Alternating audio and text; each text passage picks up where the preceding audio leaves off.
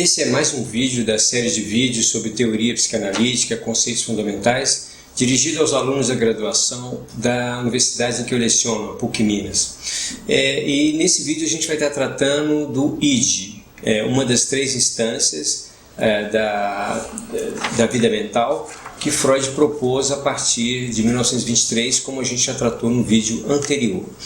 Bom, só para retomar por que isso foi preciso para Freud fazer, por que ele considerou isso necessário, duas grandes questões aí que já mencionamos no outro vídeo, mas eu vou retomar aqui rapidamente, que é, por exemplo, a questão de que eu e consciência já não era mais possível coincidir isso entre as coisas que Freud resgatou da clínica, colheu em sua clínica, melhor dizendo. A gente poderia falar do sentimento inconsciente de culpa, né? É o único momento em que Freud usa a palavra sentimento associada à ideia de inconsciente, e também a questão da compulsão à repetição, que está lá muito bem marcada no texto do Além do Princípio do Prazer. A gente está começando pelo id, ou pelo isso. Essas duas palavras aí são interessantes de guardar, e porque, de certa forma, quando Freud propôs essa nova divisão da vida mental, ele colocou o id, ou isso, como algo que vem cronologicamente anterior ao ego e superego.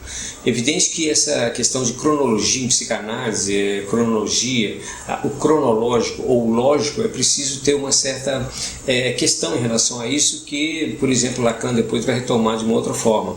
Mas ele vai colocar que inicialmente existe aquilo que são as pulsões, né? Então o organismo, quando ele começa a sua relação com o mundo e com o outro humano, ele recebe as suas primeiras marcas pulsionais, que são aquelas marcas minêmicas, aquilo que Freud usou quando foi falado do inconsciente na primeira tópica, os representantes pulsionais, representantes ideativos da pulsão, ou representantes de representação, né? Aquilo que são as primeiras marcas de uma experiência de satisfação que o sujeito quer reencontrar na medida em que ele se move de novo a buscar aquela experiência com aquele objeto, né? Essas primeiras marcas pulsionais são aquilo que vão constituindo inicialmente essa vida mental. É uma vida mental que depois vai evoluir, se a gente pode dizer assim, dentro da perspectiva freudiana, para também assimilar aquilo no qual esse organismo já está jogado desde o início, que é esse mundo simbólico, esse mundo de linguagem, esse mundo de significado, de relações, de afeto. Isso vai ser, à medida que ele cresce, que ele adquire outras possibilidades de memória, de interpretação, etc., isso vai se tornar uma outra coisa. Mas, inicialmente, a gente tem apenas o campo pulsional começando a se inscrever no sujeito e movimentá-lo de alguma forma em busca da satisfação. Essa é a perspectiva freudiana que a gente está usando aqui para entender essa instância que Freud chamou de isso. Freud vai utilizar essa ideia. Ele diz que retirou de um autor da época dele que se chama Grodeck. Ele inclusive cita esse autor. Esse autor estava inspirado um pouco em Nietzsche, para falar de quê? Das forças que nos guiam, que nos atravessam, que nos movimentam, forças desconhecidas e que a gente não tem muito domínio sobre elas, né? É isso que está, digamos assim, como marca essencial dessa instância que Freud vai chamar de id, ou na verdade isso, em relação às outras instâncias. E é bom e interessante marcar também essa palavra, né? Em alemão, Freud usou para designar essa instância a palavra que seria traduzida aqui em português como isso, uma das traduções possíveis. Quando ela foi para o inglês, ela foi colocada em latim, o id, mas ela corresponde em alemão ao que não existe na nossa língua portuguesa, mas em algumas outras, o inglês, o francês, existe aquela partícula para designar uma frase sem sujeito, né? Então, isso, por exemplo, em inglês, que é a língua mais conhecida, isso corresponderia ao it, né? Então, justamente, ele quer falar dessa instância que é pulsional, que é um reservatório da libido, é um outro termo que ele usa, que pressiona em busca de satisfação, mas que desconhece o mundo exterior, que é completamente, simplesmente força pulsional a partir das marcas minêmicas, das marcas de memória ligadas aos representantes da pulsão. O ego, o eu, ele vai surgir depois justamente quando a interação com o mundo externo, com a realidade, com o outro, coloca limitações a essa busca desenfreada por satisfação. Então ali vai surgir uma outra instância que vai fazer essa mediação entre o que é completamente interno, pulsional, e o mundo externo.